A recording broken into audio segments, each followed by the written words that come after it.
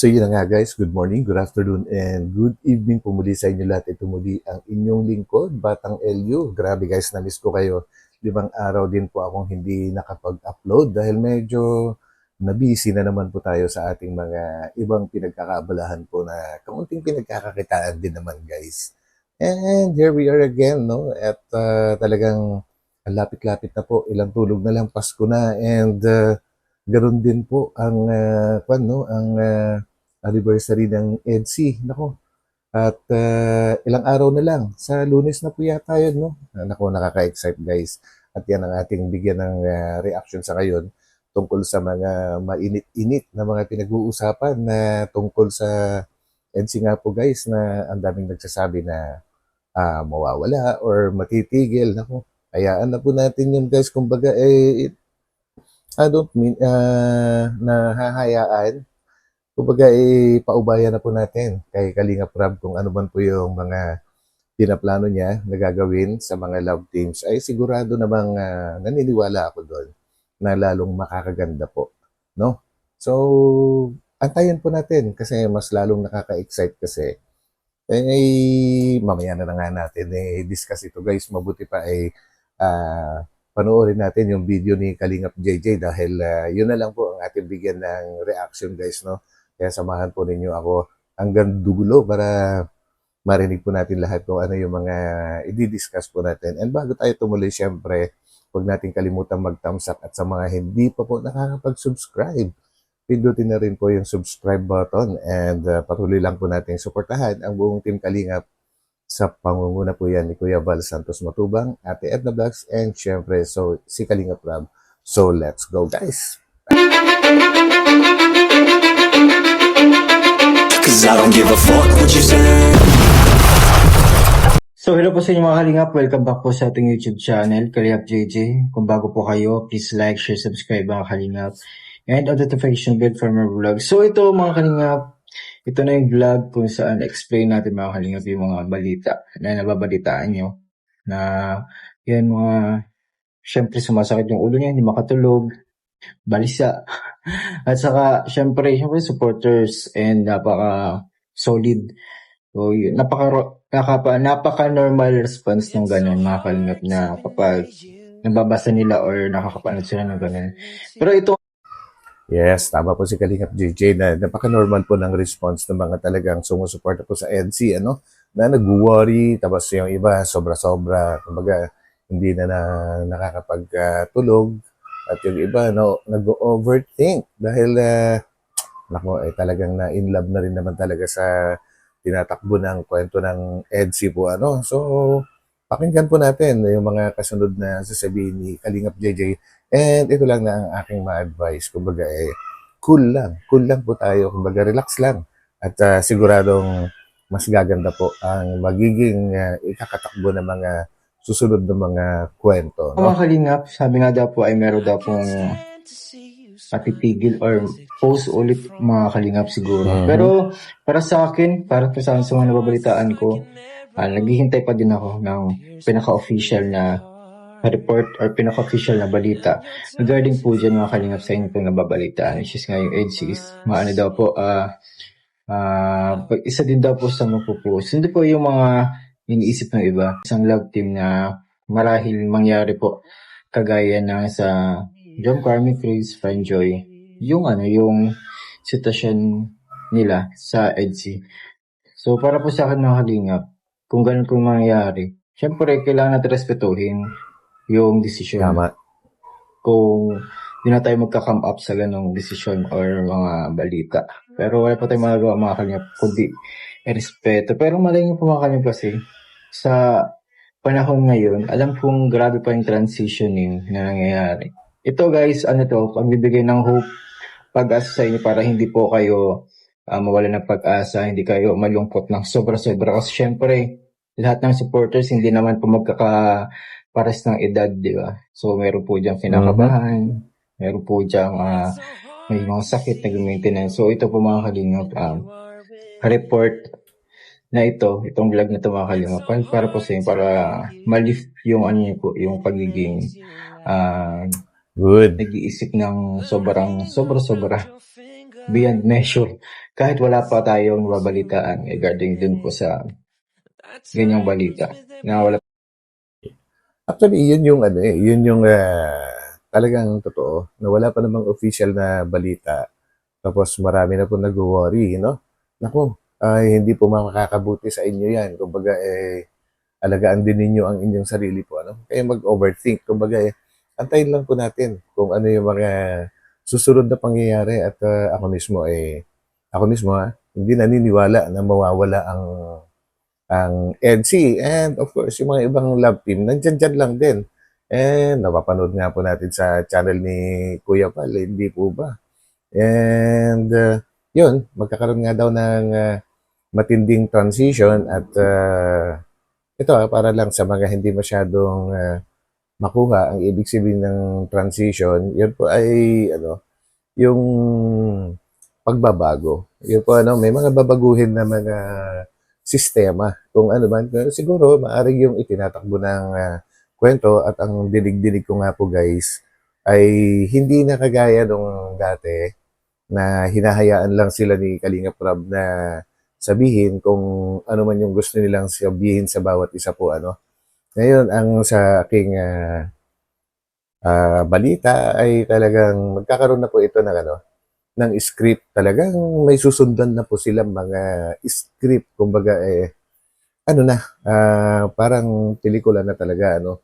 And malay natin, posible din na pagka mga ganyang sistema na, ay baka pwede magsama-sama ang ating mga iniidolo po, ano.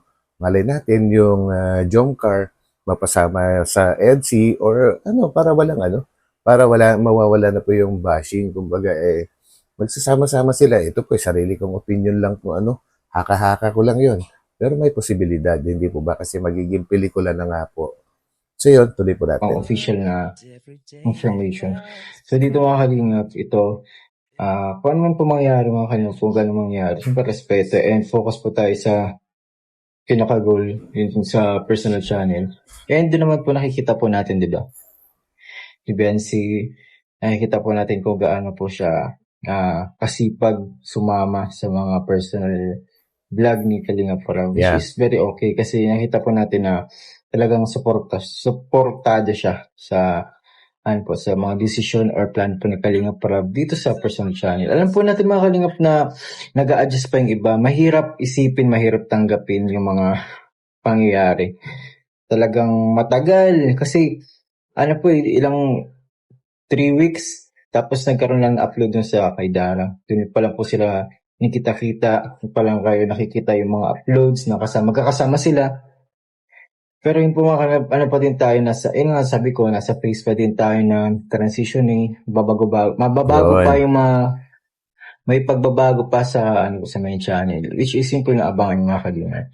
Pero para sa akin po mga kalingap, parang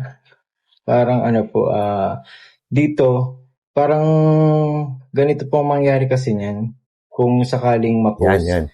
Para po sa akin, mapapanood niyo pa rin po sila. Para po sa akin na, hindi lang po EDSI, kundi John Carmi Chris. Hindi ko po alam kung Totoo yun. pagpatripa ng Faranjoy mga kalingap. Pero malay niyo po mga kalingap, di ba? So dito po, mapapanood niyo pa rin pa naman po sila sa main channel.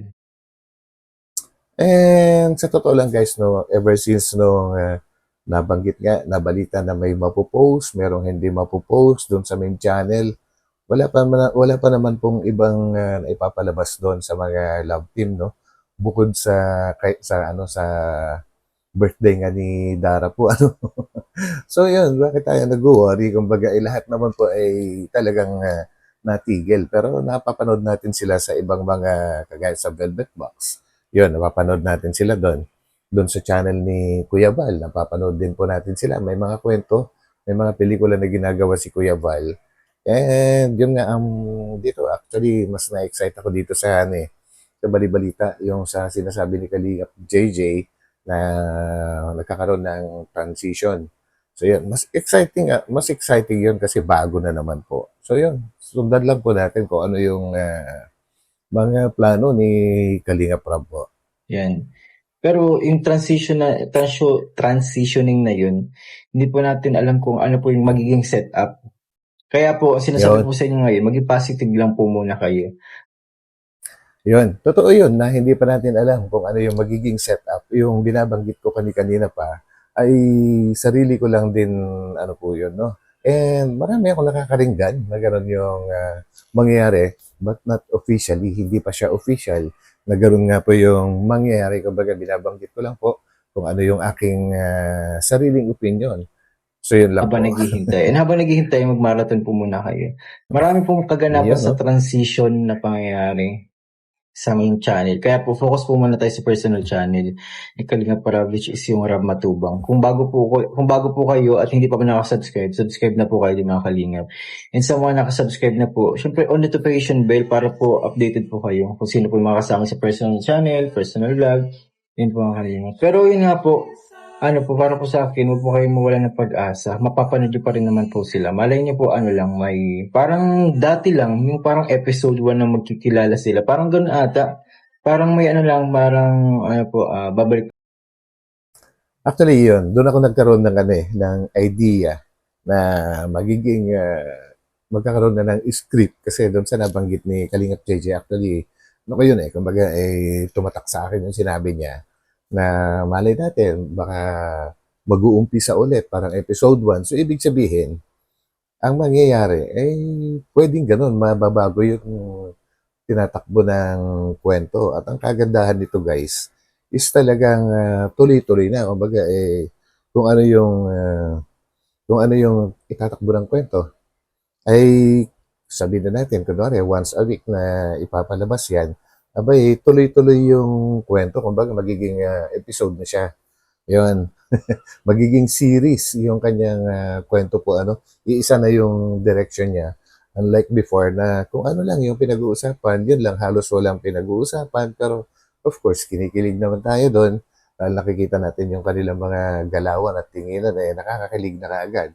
How much more pagka meron na talaga siyang script. So yun. And isa pa, tingin ko, makakaiwas nga sa bashing ito kasi hindi na ito yung hindi na ito yung pinaka natural na ano nila. Kumbaga, script, meron na silang sinusundan kung ano yung sasabihin nila, kung ano yung sa ikikilos siguro sa kanila na yun. Pero yung mga sasabihin nila, kung ano yung pag-uusapan nila, yun yung magbabago. Kumbaga, meron na siyang sariling kwento po, And yun, ito naman ay talagang mas, mas magiging mahirap para kay Kalinga Prab kasi kailangan niyang gumawa ng kwento, na, na tuloy-tuloy, mahabang kwento yan. Unlike before na pinapabayaan niya lang sila, yun lang ang aking, sariling opinion pa rin. So, yun, tuloy Sila natin. sa dati kung ano po yung inumpisahan. Para malaman nyo na ganun yung ano yung buhay nila sa kabila ng Mhm. ganito sa online na napapanood nyo po. Hiwalay na po yun yung malalaman nyo po offline, which is yung off-cam ng mga kalingap. Hiwalay na yun. Ganun po yung ano yung mangyayari niyan mga kalingap. Para sa akin, naisip ko lang. So yun guys, no? Actually, pinag-aaralan ko kung ano yung mga sinasabi ni Kalingap JJ and sana nga lang ay hindi ako nagkakamali po sa aking sariling interpretation po, no? Hiwalay na yung, yung off-cam. Ibig sabihin yung off-cam, kung ano man po yung nabuo, kung may nabuo man na relasyon sila noong may love team, ay hiwalay na po yun, no? Kumbaga yung sa pelikula, ibang bagay yun. Pero yung off-cam na sinasabi, kung ano man yung totoong relasyon po nila, ay hindi po kasali doon sa sa mga susunod na mga pelikula na gagawin. Hiwalay po 'yon, hiwalay. So, kung may nabuo man na EDC before, kung nagmahalan man sila ng totohanan, ay magmamahalan pa rin yung mga yan off-cam. Pero tingnan natin kung ano naman yung sa pelikula, kung ano naman yung itatakbo ng kwento doon. So, magkaiba po yun, ha? Yan ang ating tatandaan. So, yun po. Tuloy. Pero yun nga po kahit ano pong mangyari sa kabila ng mga ganyang problem o napapanood nyo, nagbabalitaan nyo, especially sa Etsy, Jomcar, ni Chris, sa Paranjoy. Kung pinababalitaan nyo mga kalingap, ano na kayo, antabay, at manatiling matatag. Tama. Ganito na lang, hanggang wala pa kayo napapanood na information or balita na galing po kay Kalinga Prab na main channel, or sa Kalingap Tahanan man kung mag-live or sa personal channel kung mag-live. Actually, ano po, considered as mga assumption lang yan mga Kalingap. Mga Yun. Yun po yung sinasabi ko guys na kumbaga kung ano man yung pinag-uusapan natin ngayon, hindi pa yun official. Kahit yung mga sinasabi ko dito ngayon, guys, yun ay sarili kong opinion nga. At sarili kong pananaw, may kasama na rin panghuhula siguro. Kasi yun ang aking pagkaintindi at yun din naman yung marami ring balibalita na dumadating sa akin guys na hindi naman basta-basta lang kung sino yung mga nakakapagsabi sa akin. So yun, dinidiscuss ko lang naman po dito guys. So antayin po natin yung pinaka-official na announcement ni Kalingap Rab. Kaya yung mga masyado nag-worry, ay cool lang po tayo dyan. Cool muna. Kumbaga relax lang. assumption. So kahit ito mga sinasabi ko mga Kalingap, mga assumption lang to, pero pinagtitibay ko Yun. lang yung loob para hindi po kayo malugmok sa sobrang kalungkutan. Kasi alam ko naman po na sobra-sobra na po yung kalungkutan niya dahil sa mga nabalitaan niya. Pero yun nga po, dahil sa mga Correct. assumption na ito, siyempre depende na po yun sa inyo kung paano nyo po yung iti-take in or paano nyo i-sink in sa inyo po kung negative or positive. Pero kung kilala nyo po yung sinusuportahan nyo nga po, may kilala nyo po sila, dahil po magtiwala po kayo. Hintay nyo po sila magkaroon ng kanilang magkaroon ng saloobin regarding that. Magsasalita sila o hindi. Yun, maghintay po kayo mga Kalingap. Ang pinakamalaga dito, kung sinusuportahan nyo talaga sila, suporta lang po mga Kalingap hanggang Tama. sa makakaya. Kasi alam ko pong solid po kayo sa kanila.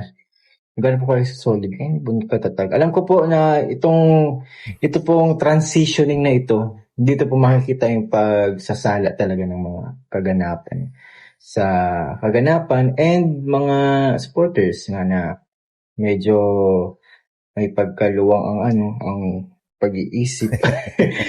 Yung medyo Grabe hindi yun. naunawaan kung ano ba talaga yung pinaka-purpose talaga o bakit may ganitong kind of transition eh. Pero alam ko po, solid, maintindihan, supportado kay Kalingap Rab. Kaya ito po, hintay lang po kayo at huwag po kayong maniniwala guys. So mga napapanood, yung mga sinisend sa inyo mga messages na fake news, naku, delikado po yan. Ako na po Tama magsasabi, yun. kayo po yung mahirapan dyan. Kaya ito po, pagpapalubag loob, positive lang mga Kalingap. Kagaya ko mga Kalingap, di ba? Wala din akong idea sa mga ganyan. Pero nandito po ako para mag-bake po sa inyo ng words of affirmation na talagang Yun, no? maghitay at manatiling matatag. Kasi syempre, we love each other. We love Kalingap and Kalingapan family tayo mga Kalingap. Kaya yun, pampaangat na nararamdaman sa mga taong nalulungkot, sa mga balita na naririnig po ang Kalingap. So yun mga Kalingap, sana po kahit paano, kahit may 1% na pag-angat sa inyo pong kalungkutan, itong vlog na ito ay masaya na po ako. So comment po kayo mga Kalingap, ano po bang insight niyo regarding sa mga issue po na napapanood yung mga Kalingap. So ayun. Ay, nako. I'm sure naman na may nangyari or may na-lift sa spirit ng mga nakapanood sa vlog ni Kalingap JJ. And actually ako itutuloy ko lang guys yung aking assumption. Yung aking haka-haka. If ever magiging pelikula na nga ito at magiging scripted, nako, nakakatuwa kasi dito mapapatunayan na po natin kung gaano sila kagaling umakting. Talagang artehan na ang labanan po dito guys.